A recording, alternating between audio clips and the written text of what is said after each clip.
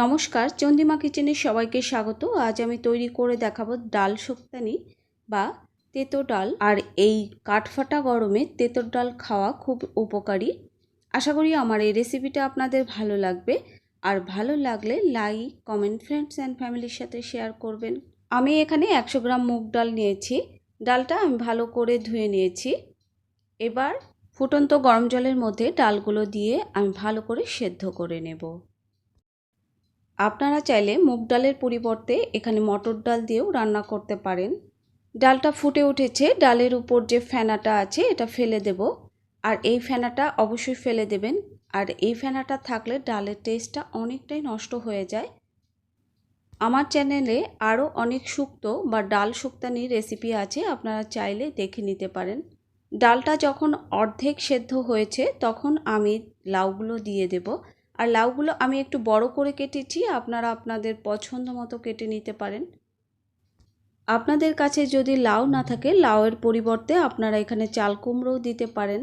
আর সত্যি এই ডালটা এত কম উপকরণে রান্না, কিন্তু খেতে এতটাই টেস্টি যে একবার রান্না করলে বারবার রান্না করে খাবেন।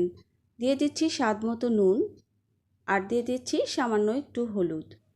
লাউ সেদ্ধ হওয়া পর্যন্ত আমি রান্না করব।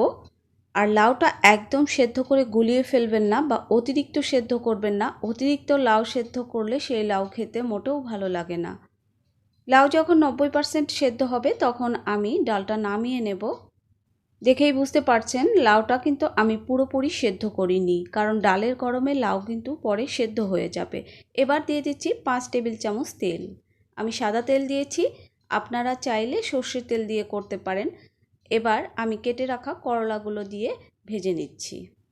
আমি করলা দিয়ে ডালটা করছি, আপনারা চাইলে এখানে উচ্ছে দিয়েও করতে পারেন। করলাটা একটু বেশি তেলে ভেজে নেবেন আর এমন কড়া করে ভেজে নেবেন। আর করলা ভাজার সময় আমি নুন হলুদ কিছুই দেইনি, এতে তেলটা তেতো হবে না। আমি আর অতিরিক্ত তেল দিচ্ছি না, ওই তেলেই আমি দুটো তেজপাতা ছোট সাইজের, একটা শুকনো লঙ্কা ফোড়ন দিয়ে দিয়েছি। আর এখানে হাফ চা চামচ মেথি, হাফ চা চামচ সর্ষে, আমি কালো সর্ষে ফোড়ন দিয়েছি। একটু ভাজা ভাজা হলে দিয়ে দিচ্ছি 2 টেবিল চামচ নারকেল বাটা।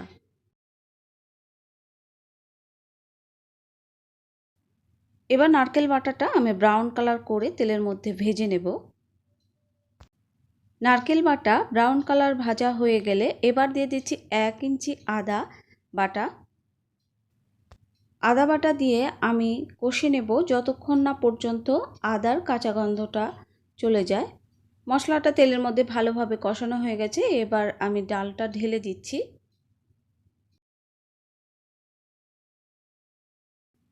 এবার মিনিট 2 ডালটা ফোটানোর পর দিয়ে দিচ্ছি ভেজে রাখা করলা। চেষ্টা করবেন করলা ভাজাটা এরকম লাস্টে দেওয়ার, এতে যারা তেতো খেতে পারে না তারাও এই ডাল চেটেপুটে খাবে। আমার রেসিপিটা আপনাদের যদি খুব বেশি ভালো লাগে তাহলে আমার চ্যানেলটা সাবস্ক্রাইব করবেন।